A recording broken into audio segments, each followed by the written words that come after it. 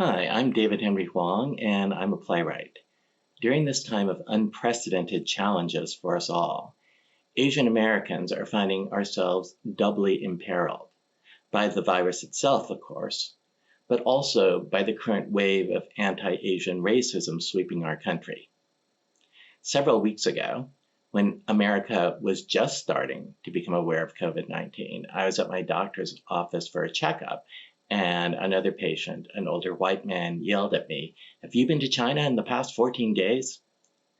My incident was much more minor than so many others have experienced, being cursed at, spat on, coughed on, and physically assaulted. And this hatred may be directed against the very Asian Americans who are risking their lives as healthcare workers, first responders, and even scientists working on a cure.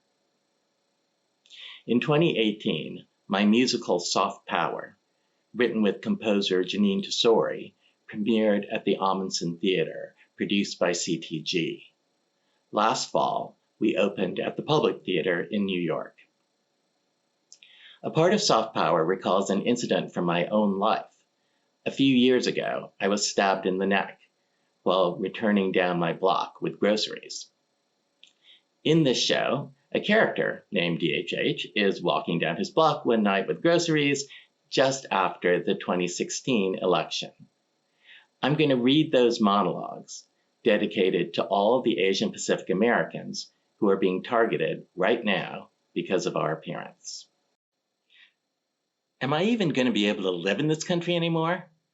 Almost half the population just voted for a guy who thinks we don't really belong here, that we should be nothing more than supporting characters in someone else's story. It's like when I was a kid. This country had been at war with Japan, Korea, Vietnam, and China was our big enemy.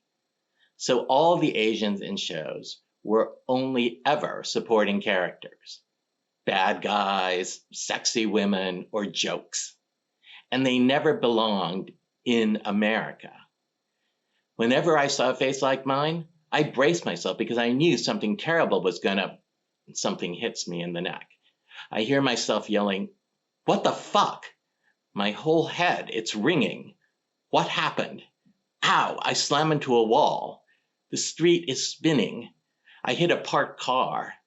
The sidewalk, like waves. Do I have a concussion?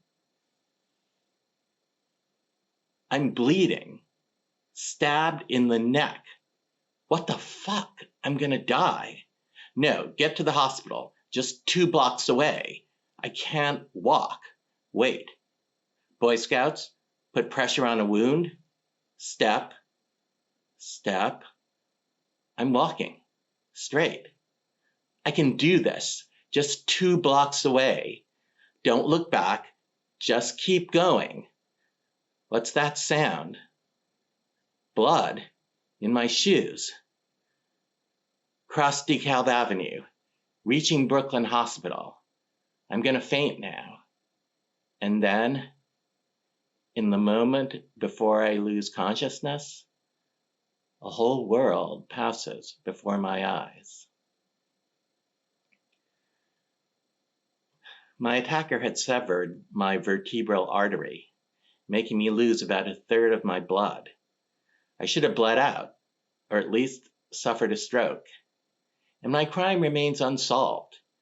The best police theory is not so different from what happened in my dream. I was targeted because of my appearance. My assailant mistook me for an Asian delivery person, then ran away when I yelled, "What the fuck?" in unaccented English, and left me to die. All my life, I've been waiting for this to happen. All my life, I've walked down streets where people have assumed I don't belong. All my life, I feared I was marked for something terrible because of this face. And now it's finally happened. And yet, I didn't die. And when the worst thing in the world actually happens, but you somehow survive, you find yourself at least for a moment, feeling like you can do anything. So I wrote this show.